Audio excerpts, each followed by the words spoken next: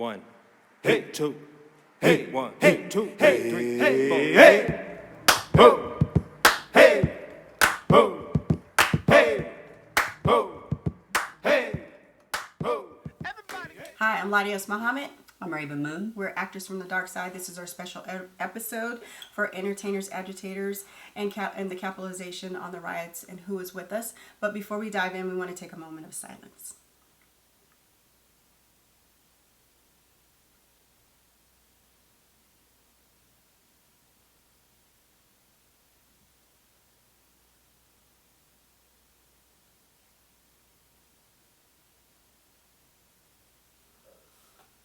Thank you so much for being here. So, Rav'n, how you doing? It's been a pretty tough week. Yeah.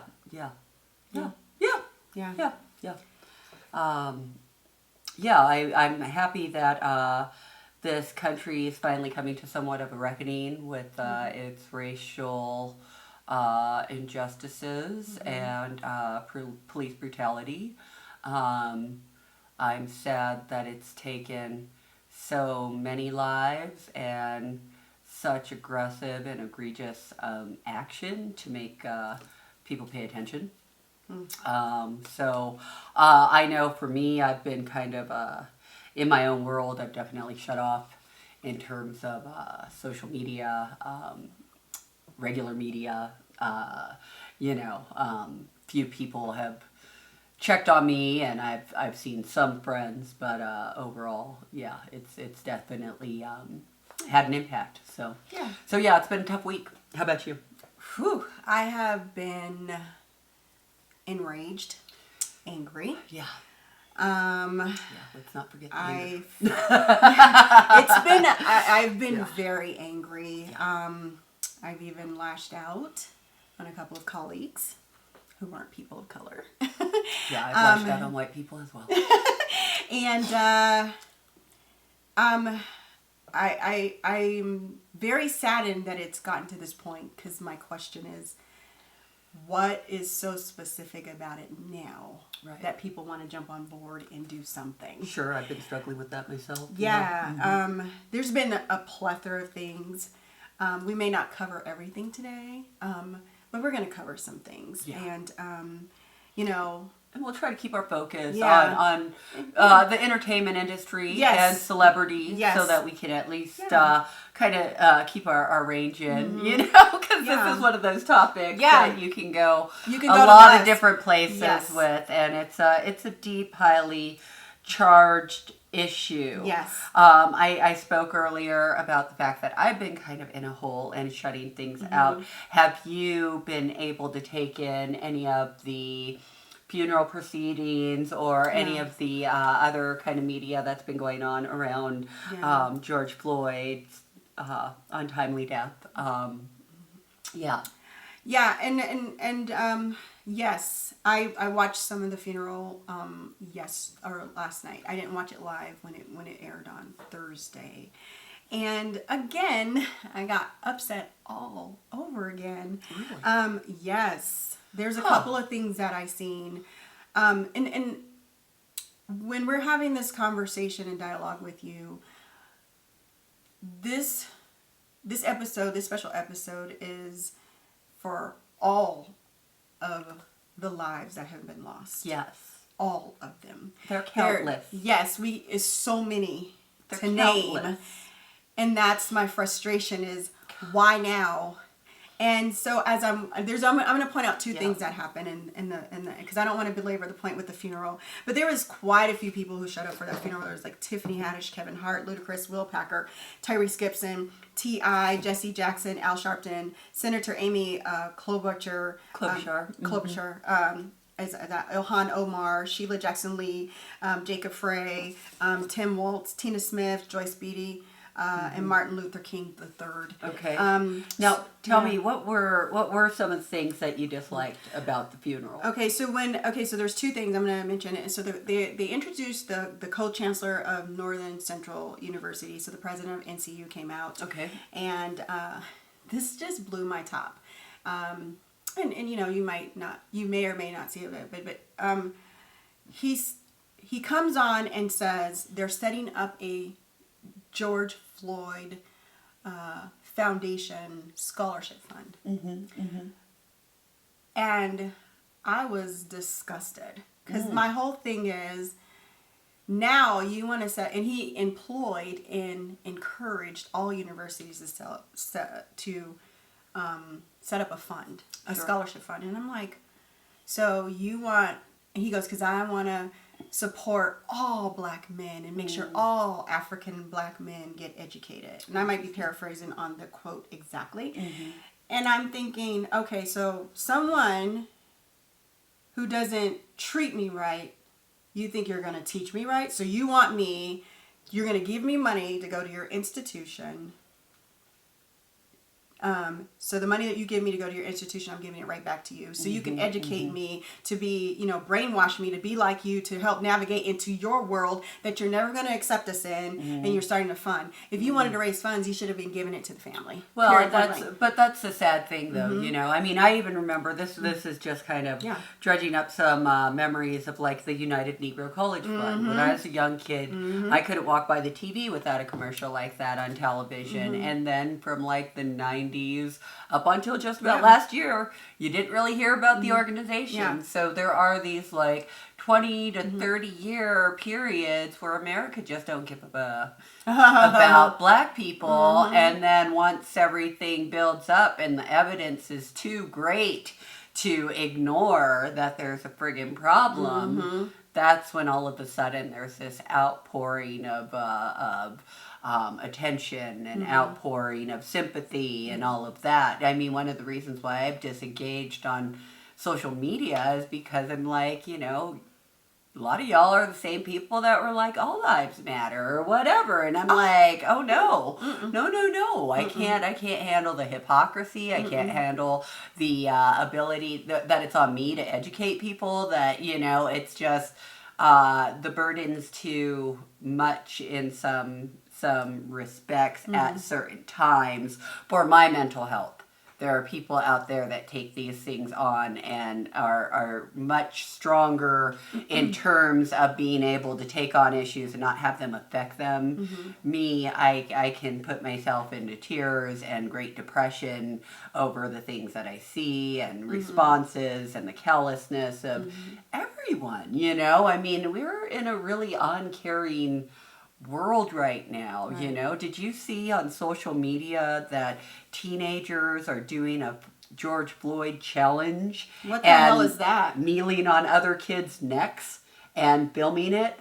I have not seen that. Yeah, I mean, so just there's a lot of disgusting, ridiculous stuff going on. And yet there is this moment in time that's so pivotal where we can hopefully see real change, real policy change, and hopefully real systemic change. But unless we look at the system, like you were saying, unless we look at the system, all these efforts fail. As long as wars are more important than healthcare, as long as jail is more important than education, we aren't fixing any of this, So I know I just went off. No, it's okay.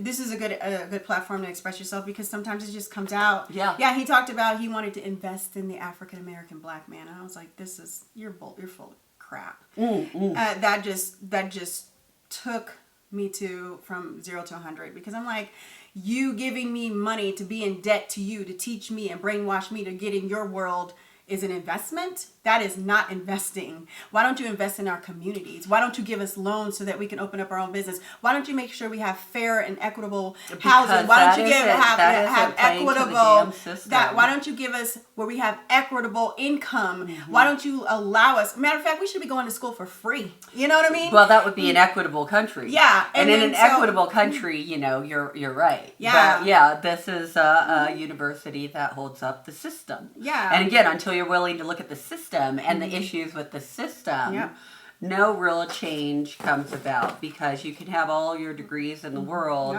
If that person still can't see past their, whatever implicit bias, they aren't going to hire me. And that's all that there is to it, So until we start addressing the fact that, this is kind of a white supremacist nation, and all people have pretty, prejudiced thoughts and things when it comes down to race, because we are born into a system that teaches us that. Yeah.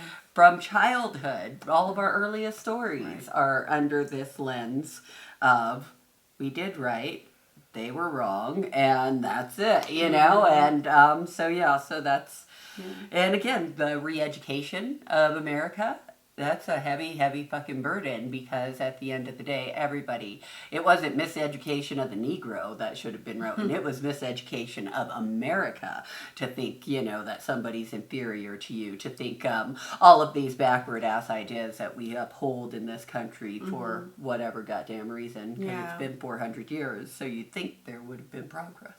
Yeah, and so Al Sharpton was there. Wow.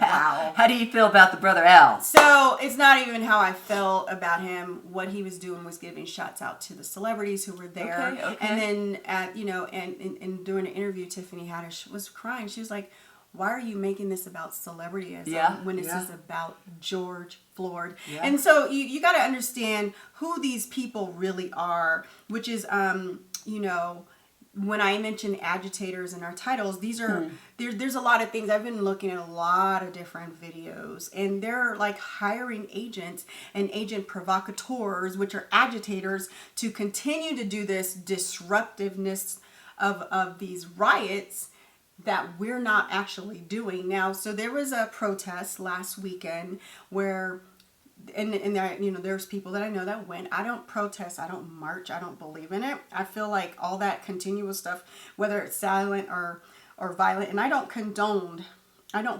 riots and destroying your country, but I understand because people are tired of not being heard. So my thing was, you gotta, so there's this perpetuating of civil unrest going on. And so these silent protesters, which were black people who went to, protest silently last week, they leave before they can even get out of there. They're already getting harassed by the police. Turn around, next day, white people are all over the place. Twice as many white people as there were as black people. Laying on the grounds, they're silent, they're peaceful, but they don't get any harassment whatsoever from the police. There's no dogs, there's no bats, there's no guns, there's no mace, there's nothing. And that's disturbing to me, because it still tells us that our lives, no matter how silent we are or how loud we are, you still don't see us as human beings, That's right. And I mean, it goes back to where are the roots of the police force? Well, in the slave patrols. And it's like, I tell people sometimes, I was like, if a cop car said to serve and protect white people, would you look at them differently?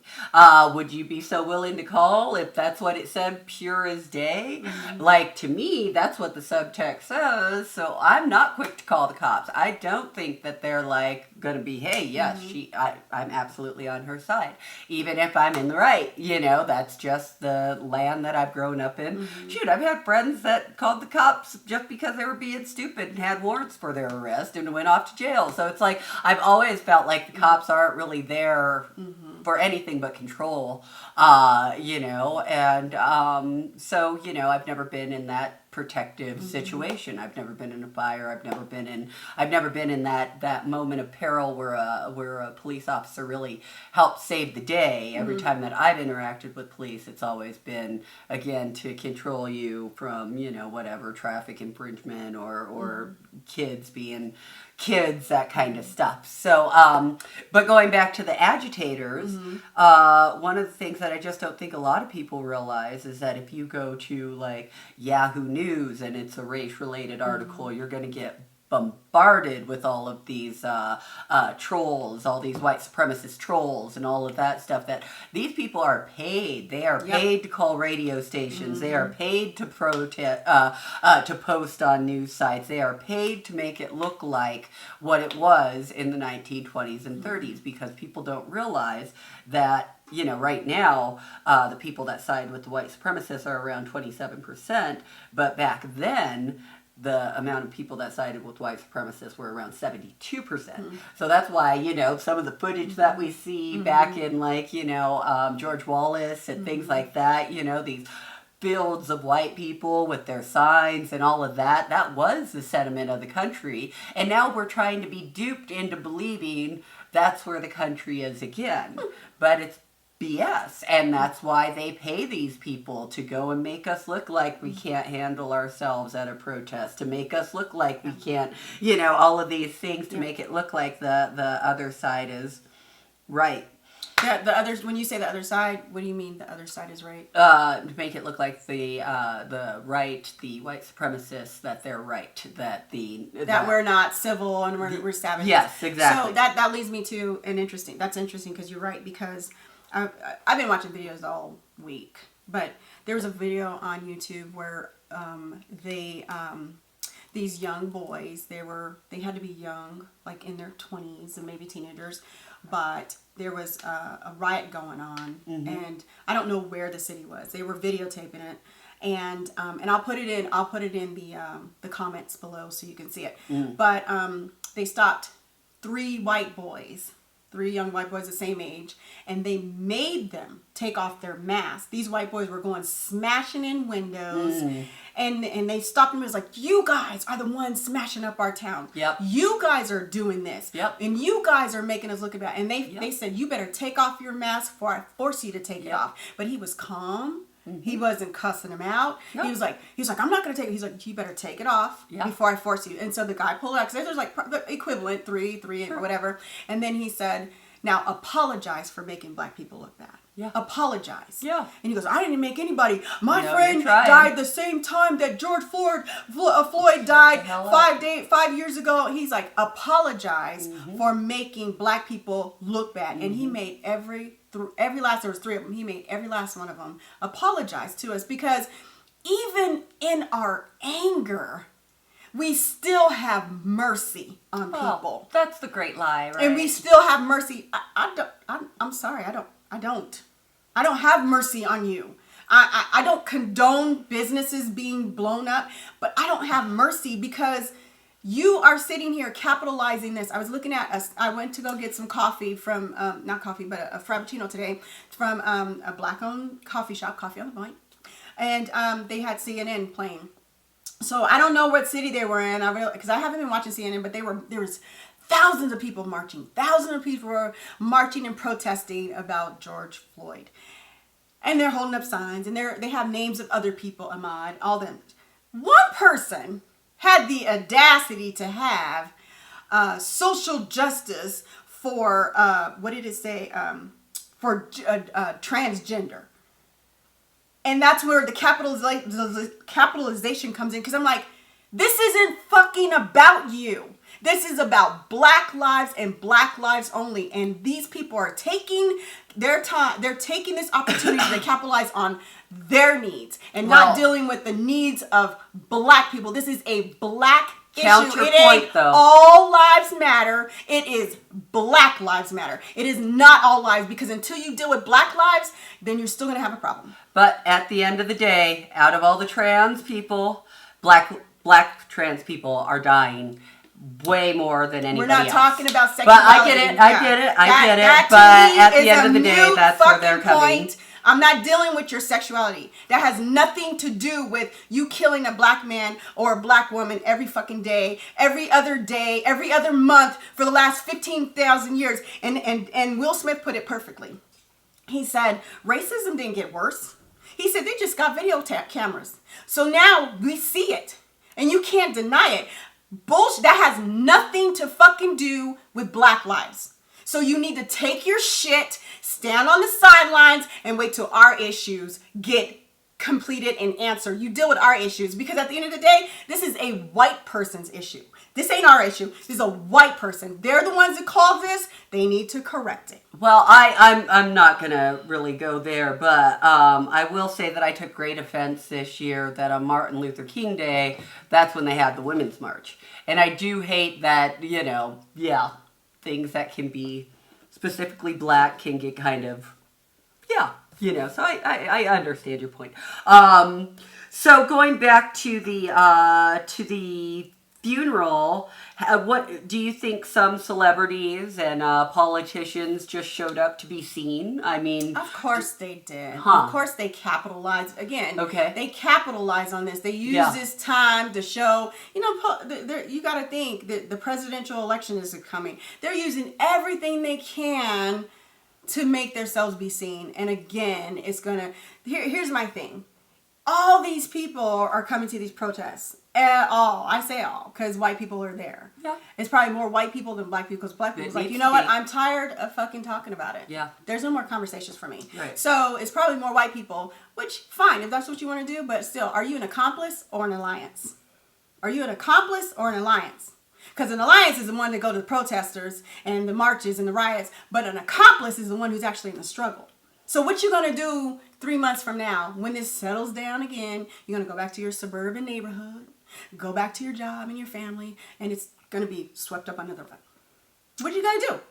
Well, I mean, hopefully this moment has longer impact, right? I mean, one of the positive things that I did see this week was all of the actors that had played cops in the past made sizable contributions to, different, like Act Blue or, different kind of social movement, Black Lives Matter, that kind of thing. They said we need to put our money where our mouths are, and we're benefiting from our depiction of being a cop, and you have to admit that the glorified depiction of police officers in our entertainment field is one of the things that leads to this over-policing and this, I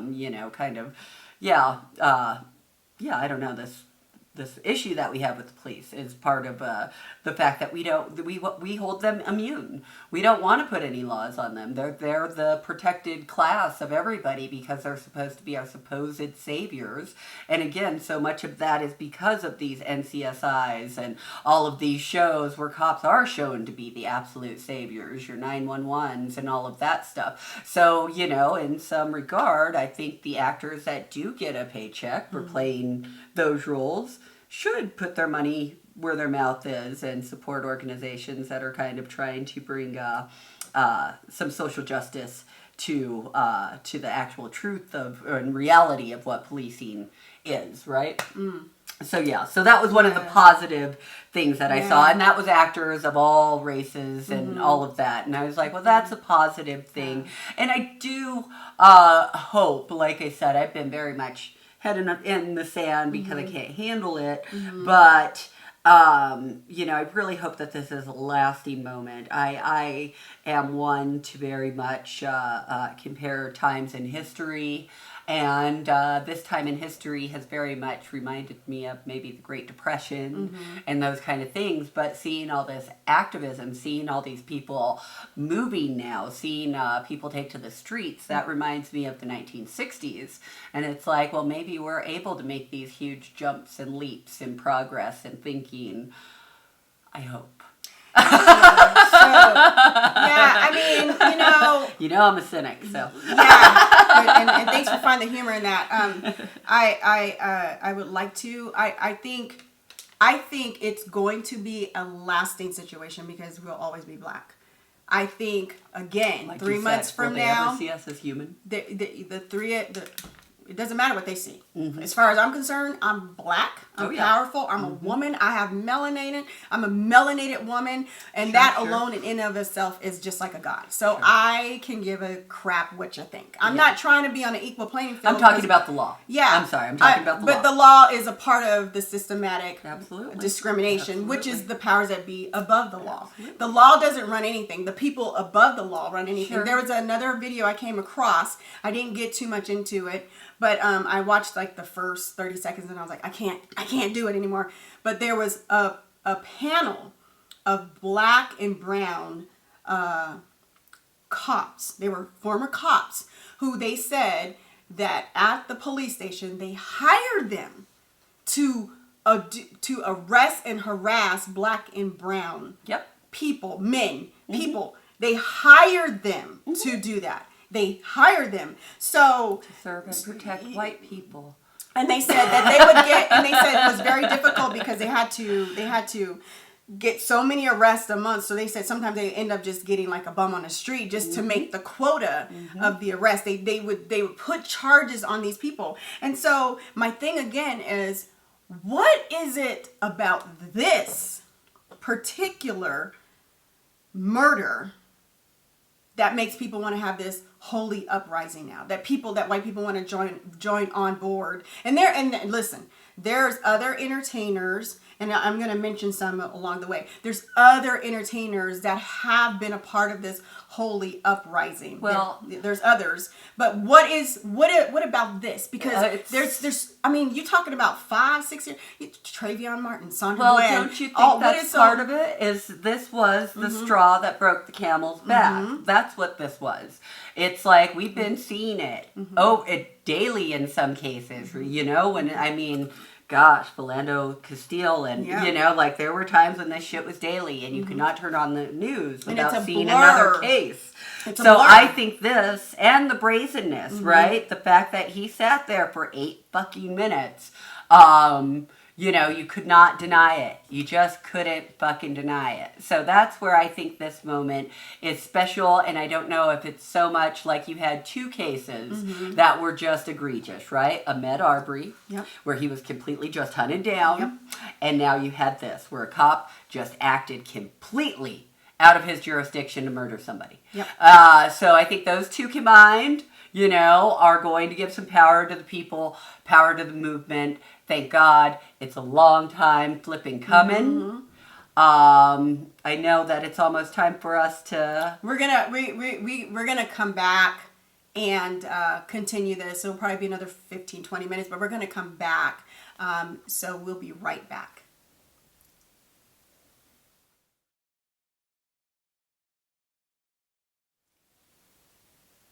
Thank you for hanging out with us. We're back. And you were talking about. No, I just finished a thought actually. Okay. So, all right. Yeah. So, the things, as you said, it was a long time coming. This is why it happened. There's another thing that I found interesting, and Mr. King brought this up. And the thing is, nowadays, yes, we have these video cameras, but now in the sidelines, people just hold up their video cameras. Where was the help? Why weren't they helping him?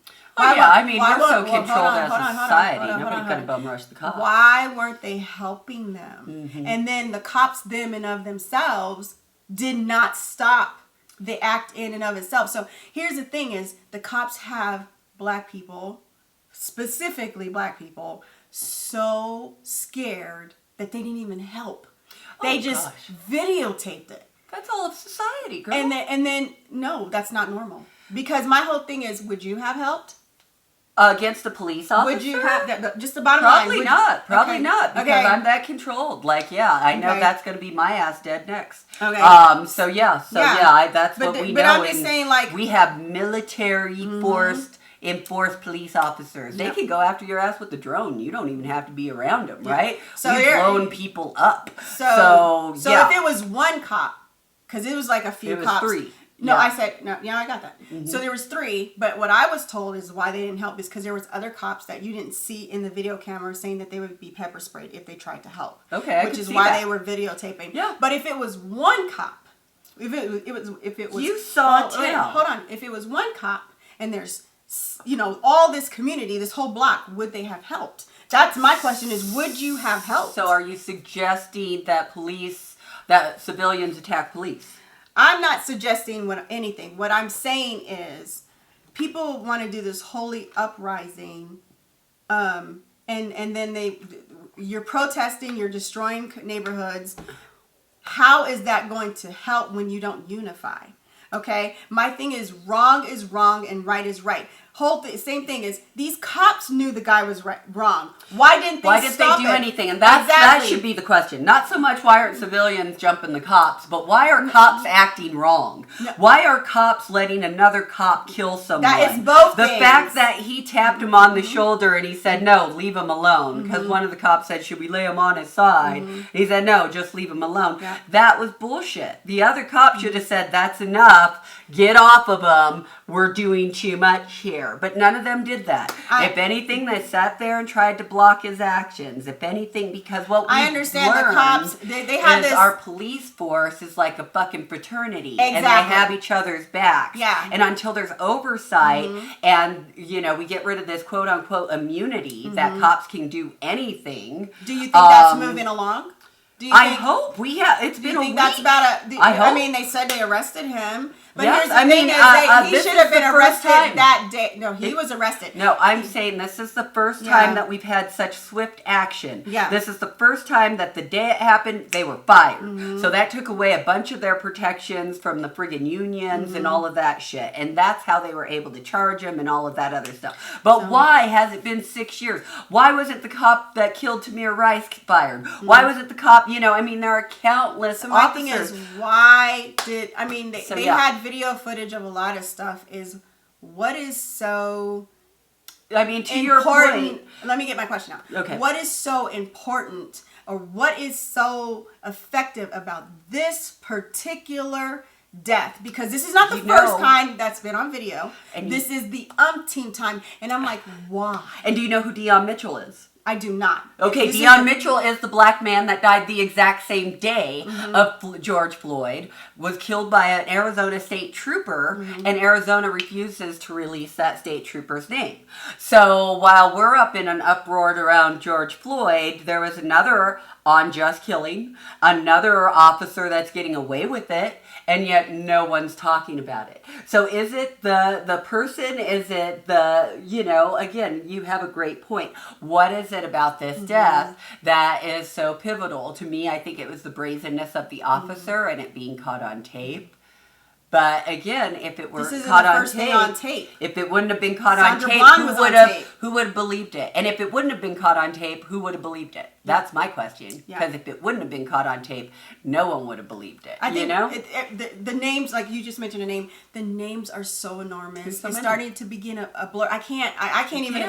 And my heart goes out to mothers and families and fathers and brothers and sisters who have lost their loved ones due to police brutality. Because I cannot imagine, and I fear for my son, and I fear for my daughter, and I fear for my significant other. I fear because I don't even know if I fear for myself as much as I have to be completely honest, because there was one time I really honestly wanted to be a police officer. I also have never had but one experience, one bad experience with a police officer. It was a female, and the judge, when I went the next day, I got arrested and I went the next day to court, the judge was like, this is ridiculous. And he was a white judge. And I've never had a bad experience with a police officer outside of that. I've always had good, I could have been speeding, pulled over, and they were like, oh, you got a great smile, or oh, you're a nice person, oh, this is a warning. But I'm saying, I'm sorry,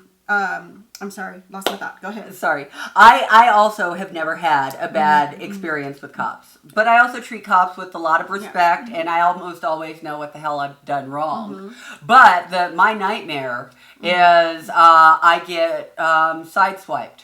And I'm unconscious or something like that, and they just decide not to give me medical care and I bleed out. Or, something happens where I'm in a confrontation with another person, a white person, and somehow that officer comes and it's just like, because at the end of the day, there's just been so many senseless deaths, and a lot of them toward women.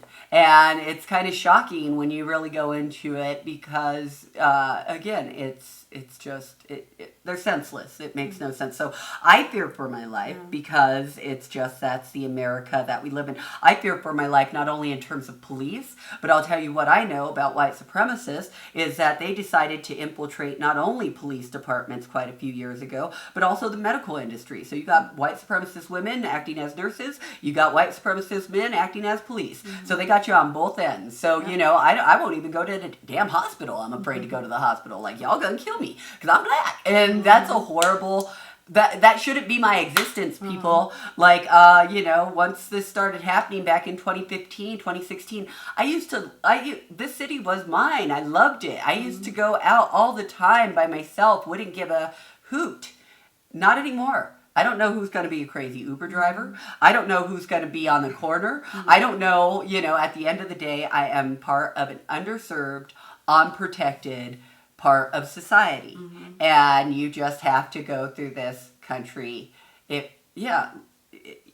To be woke, right? To be conscious, to be semi-conscious. To be semi-conscious, I believe that James Baldwin said this, to be semi-conscious in America as a black person is to walk around in a state of constant rage. Because that's just how much you're hit with the injustices, the indignities, and just kind of the bullshit of being black in America. And really George Floyd's death, Ahmaud Arbery's death, being kind of paraded in front of us. It just drives to that point. So, yeah. Well, I will say this. I'm not an activist. I'm an advocate for against social injustices. Yeah. I'm a very outspoken black woman, and I don't live in fear. I see this every day. I don't live in fear. I fear for my family, but I don't live in fear. Okay, at one point I am going to die. I don't want to die today, but I don't live in fear. Okay, that's something that's not going to happen. One of the things that I've noticed over the course, and up until this point, there was a lot of entertainers and celebrities who were already vocal and protesting against social injustice, especially black people. Of course, this started, way back when, but the first one that made headlines was, Colin Kaepernick. And then now Nick Cannon put out this amazing, and I'll put it in the comments, he put out this amazing poetry called I Can't Breathe. I encourage you guys to Did he write it? I would assume so. Nick Cannon is an incredible activist, and he's very conscious and stuff. But that was also one thing now, because when in the topics we were like, what next? So what next is because there's people that already had things that were going on. Gabrielle Union, of course, her lawsuit that she had against America's Got Talent. Yes. And she had it against NBC. Were you aware of that one? I am. NBC, the chairman. So now she has almost three pending. She has three pending lawsuits from what I got. One against NBC for the and then one against the chairman because they threatened her for speaking out about against the racism when she was on the set, and then one against Simon Cowell. So one of the things that Gabrielle Union, and I love her for this because this has been going on since last year. She's like, I want to pave the way for people who are coming after me, and I want to continue for the people who came before me. Yeah. So I'm an advocate. I'm not an activist. I'm not going to be out there rioting. For what? See, there's ways to do things without having to be running your mouth. Okay, there's ways to get things done without having to be out there destroying property. And however you choose, there's no judgment from me. That's just not my way of doing things, because you can still be enraged and angry. Just make sure it's controlled, because once it's out of control and it consumes you, then you can't make rational judgment and decisions that are effective to make change. And hang on. I'm in the middle of the thought. I know. Keep going, girl. Keep going. So these are the celebrities that I want to discuss, because these are celebrities who have over time been very active. Dave Chappelle, and I'm going to put all these links about these. Dave Chappelle had to deal with a heckler not too long ago, and a lady, it was a white girl. She said he was like, hey, what do you guys want me to talk about? She said, let's talk about police brutality. And then he started making jokes about police brutality or talking about things. And the girl says, life's hard, sorry about it. So he, instead of him getting mad, instead of him getting upset, instead of him getting angry and sad, he educated her. And he went back and he told her, and this was so interesting, but John Crawford III, who got killed in Walmart by that cop, a week or two before was the same cop that pulled over Dave Chappelle. Dave Chappelle says, I'm white on paper, but I'm a black man in America. So when he got pulled over, he gives him his license plates and registration, and the cop says, I know who you are. You're Dave Chappelle. You don't need that. He said, I'll give you a warning. And Dave Chappelle says, why do I have to be Dave Chappelle to miss being dealing with police brutality? And I thought that was interesting. But he educates white people so that they can make a change. After that set, the woman came to him, apologized, and said, thank you. Then there's Ellen Pompeo, who's from Grey's Anatomy. She did a set with Emma Roberts, Gina Rodriguez, and Gabrielle Union. And she talked about the social inequalities of how women of color are getting way less than their counterparts of white women. These are things that I stand for. When I say I'm an actor with purpose, this is why I stand for it, because this is my purpose. Then there's Jamie Foxx, and he did and he speaks on the racism and how he said it was normal.